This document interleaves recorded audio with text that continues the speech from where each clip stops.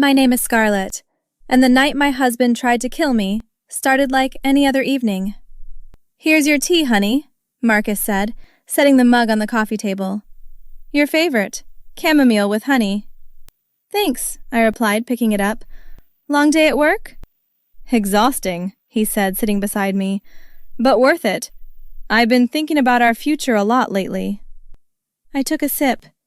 It tasted slightly bitter, but I attributed it to the honey. Our future? Yeah, Marcus said, his eyes fixed on me with an intensity I'd never seen before. Things are about to change for us, Scarlett. Dramatically. Something in his tone made me uneasy. What do you mean? He checked his watch. How are you feeling? Fine. Why? But even as I spoke, a wave of nausea hit me. Actually, I feel a bit dizzy. That's the poison, Marcus said calmly. I stared at him, certain I'd misheard. What? I poisoned your tea, Scarlett, he repeated, leaning back casually. 30 minutes ago, to be precise. Should be taking effect right about now. My vision blurred. Marcus, what are you talking about? This isn't funny. It's not a joke, he said. You're dying.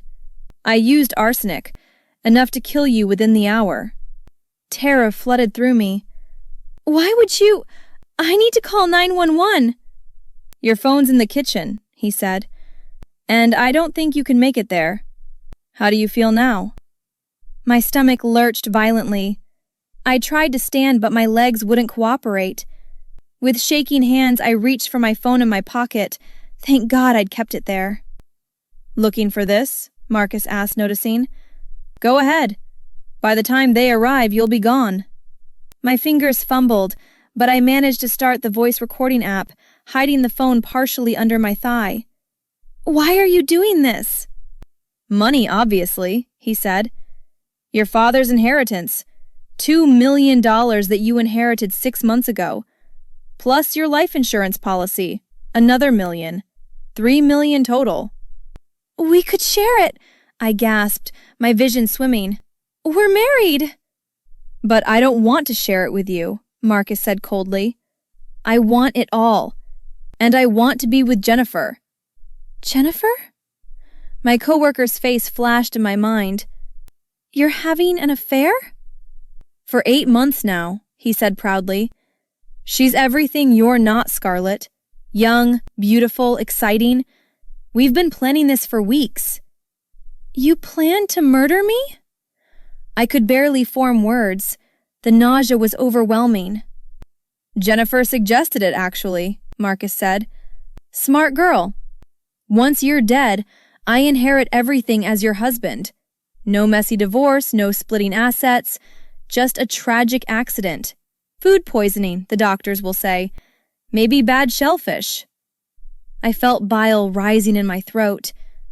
You won't get away with this. I already have, he said, checking his watch again. You've got maybe 20 minutes left. Any last words? The room spun. I lurched forward and vomited violently onto the carpet. Disgusting, Marcus muttered, standing up. I'll be in the bedroom. Don't want to watch this part. As he walked away, I collapsed onto the floor, phone still recording in my hand. I managed to dial 911 before everything went black.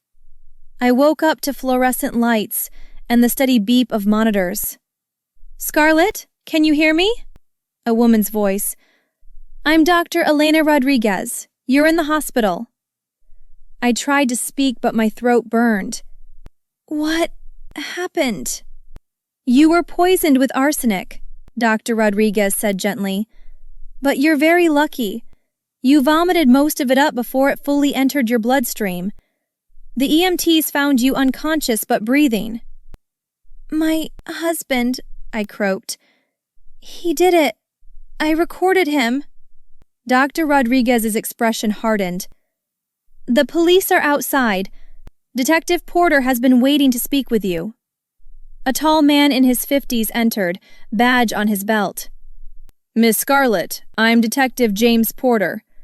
We found your phone still recording when the paramedics arrived. We heard everything. Relief washed over me. You have it? Every word, Detective Porter confirmed.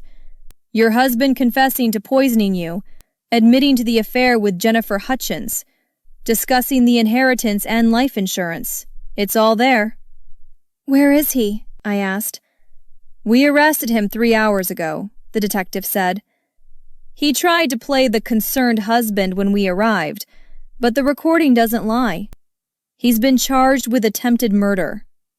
My sister Rachel burst through the door. Scarlett! Oh my God! They said you were poisoned!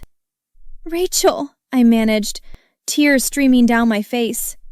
She rushed to my bedside. Who would do this to you? Marcus, I said. Rachel's face went white. Your husband? I never liked him, but I never thought... He wanted my inheritance, I explained. And he's been having an affair with my coworker Jennifer. That bastard, Rachel hissed. What happens now? Detective Porter spoke up. We'll need Scarlett's full statement once she's stronger. The recording gives us solid evidence, but we'll need to build the complete case. We've already brought in Jennifer Hutchins for questioning. What did she say? I asked. Lawyered up immediately, the detective said. But we found text messages between her and your husband discussing the plan.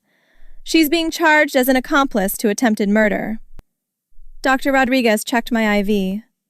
Scarlett needs rest. The arsenic is still working through her system. Of course, Detective Porter said. But I wanted you to know. We've also frozen all your joint accounts with Marcus. He won't be able to access your inheritance money. Thank you, I whispered. Rachel squeezed my hand. I'm not leaving your side. Over the next few days, my lawyer, Lisa Chen, visited regularly. The case is solid, Scarlett, Attorney Chen said during one visit. The recording is damning. Plus, we found proof Marcus researched arsenic poisoning online for weeks before the attack. He planned it that carefully? I asked, feeling sick again. Very carefully, Lisa confirmed. But he underestimated 2 things, your survival instinct and modern technology. That recording saved your life. What about Jennifer? Rachel asked, sitting protectively beside me. She's cooperating now, Lisa said. Gave a full statement admitting they planned to kill you and split the money.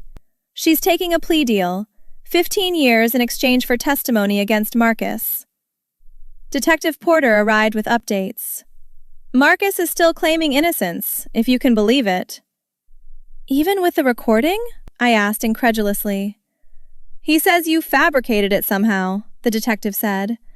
His lawyer's grasping at straws. But we have the recording, the text messages, his internet search history, and Jennifer's testimony. He's finished. When's the trial? I asked. Preliminary hearing is next week, Lisa said. Then trial in about 2 months. Are you strong enough to testify? I nodded firmly. Absolutely. I want to look him in the eye and show him I survived. The preliminary hearing arrived faster than I expected. Marcus sat at the defense table, looking nothing like the confident man who'd poisoned me. He looked pale, defeated. The prosecutor, David Williams, approached me on the stand. Miss Scarlett, can you tell the court what happened on the evening of October 15th? I took a deep breath. My husband made me tea and told me he'd poisoned it. What exactly did he say? The prosecutor asked. He said, I poisoned your tea, Scarlett. You're dying. I used arsenic. Enough to kill you within the hour, I recited. The words burned into my memory. What happened next? I asked him why, I continued. He said he wanted my inheritance, $2 million from my late father, plus my life insurance policy worth another $1 million. He also admitted he was having an affair with my coworker, Jennifer Hutchins. The prosecutor nodded. Did you record this conversation? Yes, I said. I managed to start my phone's recording app without him noticing. Your Honor, The prosecution would like to enter Exhibit A into evidence, the audio recording recovered from Miss Scarlett's phone. The judge nodded. Proceed. Marcus's voice filled the courtroom. I poisoned your tea, Scarlett, 30 minutes ago to be precise. Should be taking effect right about now. My voice, weak and confused. Marcus, what are you talking about? This isn't funny. It's not a joke. You're dying. I used arsenic, enough to kill you within the hour. I watched Marcus as his own words condemned him. He closed his eyes, jaw clenched. The recording continued.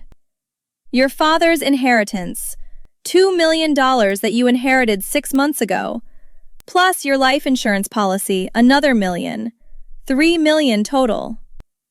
When it reached the part about Jennifer, I saw his lawyer whisper urgently to him.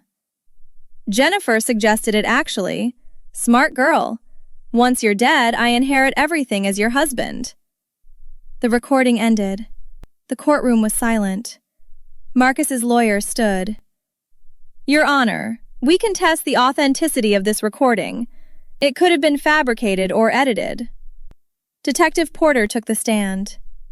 We had the recording analyzed by forensic audio experts. It's completely authentic, unedited, and matches the timeline of the 911 call made from Miss Scarlett's phone that evening. We also recovered text messages between the defendant and Jennifer Hutchins, the prosecutor added. Detective, can you read some of those messages? From Marcus to Jennifer, dated October 10th. Everything's set for Friday. By Saturday morning, we'll be $3 million richer, Detective Porter read. Jennifer's response. Make sure she drinks all of it. We can't afford mistakes. Marcus's face went red. His lawyer objected frantically, but the evidence was overwhelming. Jennifer's lawyer stood. My client would like to make a statement. Jennifer took the stand, avoiding my eyes entirely. I met Marcus at Scarlett's office party last year. We started an affair. When Marcus told me about Scarlett's inheritance, I suggested we could be together if she was gone. I helped him research poisons online. I'm deeply sorry. You suggested killing me? I asked, unable to stay silent. Jennifer finally looked at me. I was greedy and stupid. I'm sorry, Scarlett. I truly am. Save it for your sentencing, the judge said sternly. Marcus's lawyer tried one last defense. Your Honor, my client was under emotional duress. Emotional duress? The prosecutor interrupted. He spent weeks planning to murder his wife for money. He confessed on tape. His accomplice has testified against him. There's no defense here. The judge banged his gavel. I've heard enough. Marcus Cooper, you are bound over for trial on charges of attempted murder in the first degree. Bail is denied. Jennifer Hutchins has accepted a plea agreement of 15 years. This hearing is adjourned. As they led Marcus away in handcuffs, he finally looked at me. Scarlett, I'm sorry. I never meant. Don't, I cut him off. You told me I had 20 minutes to live and walked away. You meant every word. 3 months later, I sat in my lawyer's office with Rachel beside me. It's over, Lisa Chen said, sliding papers across her desk. Marcus was sentenced this morning. 25 years in prison with no possibility of parole for 15 years. 25 years? I repeated, barely believing it. The judge threw the book at him, Lisa confirmed. Attempted murder, conspiracy to commit murder, fraud. He'll be 70 years old before he's eligible for parole. Rachel grabbed my hand. You did it, Scarlett. You actually did it. What about my inheritance? I asked. Can he still try to claim any of it? Absolutely not, Lisa said firmly.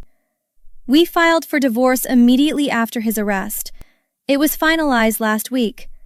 Under state law, anyone who attempts to murder their spouse forfeits all marital assets.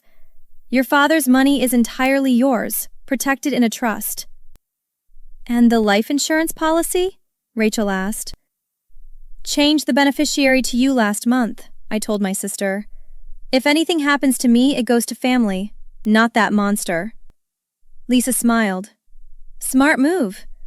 Now there's one more piece of good news.